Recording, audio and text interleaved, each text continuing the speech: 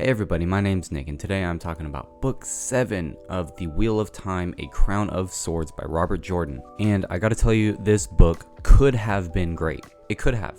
The story and the plot and all the events that happen in this book are really cool, really fun, super awesome. Any of those adjectives that you can put in there. It was great stuff that happened in this book. But Robert Jordan has become totally infatuated with the way that he writes descriptions that it was really unbearable reading the amount of description of clothing that he had in this book. This book is peak stereotypical Robert Jordan. You know, maybe in book 6 there was a lot of description, but it didn't seem to take away from the book that much. It was fine. It was like an author that described a little more than maybe necessary, but it was still good.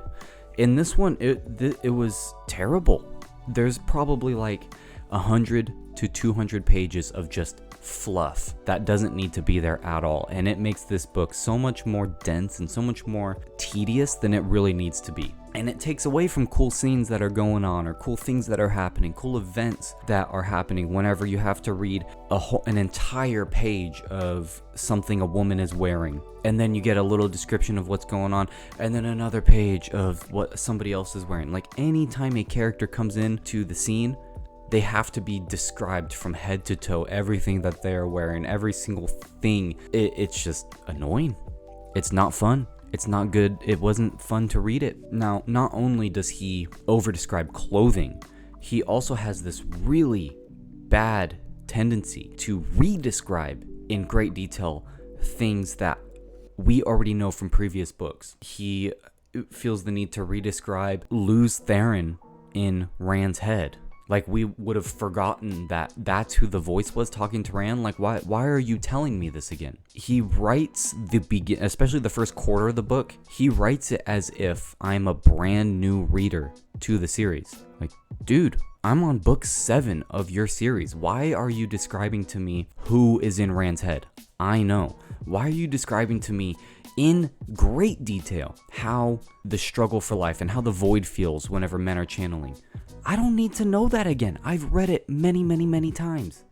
You could have left all that stuff out and it would have made it so much better. And it makes this book not as good. Now, this over describing isn't just boring, and it doesn't just feel condescending, but there's like a specific one that I read that just took me back. I was like, why would you even put this in there? Was Robert Jordan has Egwene describing what skimming is. And if you remember, in book 4, the whole climactic end fight scene of book 4 is Asmodean and Rand skimming and like fighting as they're in this skimming dimension, going to Rhuidean and then fighting over a ter'angreal in Rhuidean. And for some reason, Robert Jordan has Egwene describing that even if, like, this is the quote, well, maybe not exactly quoted, but basically what she says is, even if two sisters skimmed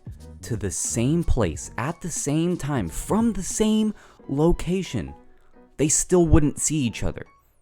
Like, why even mention that whenever the whole ending sequence of book 4 was Rand and Asmodean seeing each other while they're skimming? Like, why would that even happen if this is the description that you give of skimming now? Like, what, am I just supposed to believe that even though Rand wasn't even anywhere close to where Asmodean skimmed from, Ta'Veren Enchant somehow changed the way that skimming works as you're describing it now?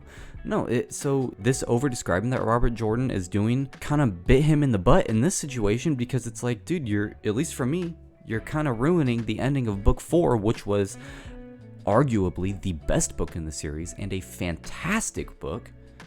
You're ruining that with this description, because now it's like, oh, okay, you're just changing things so that they can't happen in the future for some reason. Like, it's disappointing, and that's the best description I can give this book. It's a disappointment. This book could have been great. A Crown of Swords was the events that actually happen are so much fun. Rand is getting, the madness is really hooking him, and he's really getting hooked by the powers that he has, and you see he is so enamored with himself and with who he is and with the titles he has, and it's really like at least me, I start to hate Rand in this book. Matt has so many really awesome scenes, even a lot of the stuff with Egwene. When I don't like Egwene, but I do like some of the events that are happening around her, and it's just overshadowed. All the cool things that he has happen are overshadowed by this terrible over describing. I like, there's nothing else I can say about that. And even stuff like, there's minor things that I didn't like. For instance, Perrin being so against Rand on the Aes Sedai. That felt really forced. Like, Rand has these Aes Sedai prisoners because they kidnapped him and tortured him. And for some reason, I'm supposed to believe that Perrin's going to be against him keeping them as prisoners because they deserve to be in prison. And, most of them aren't even in that bad of a situation. So it just felt really forced. Even the ending scene with Rand and Samael and the Maiden of the Spear who's in Shadow Logoth, Laya, I think it is. I was really disappointed. It seemed like a super terrible decision. Like, unless Samael's alive, but why not show me Samael being dead?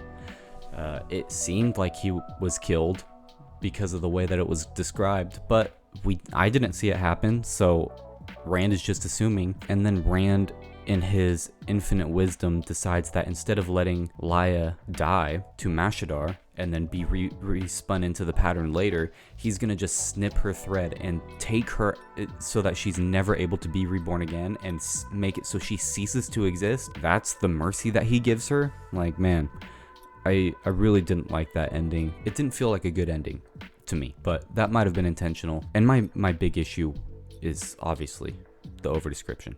So this book, really disappointing. It could have been so much better. It frankly kind of sucked because of that. So that's about all I have for you guys. Thanks for watching.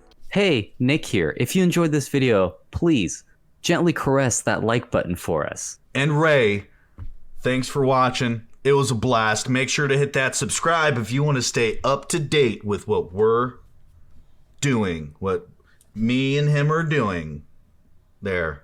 Me and him, Nick and Ray, subscribe.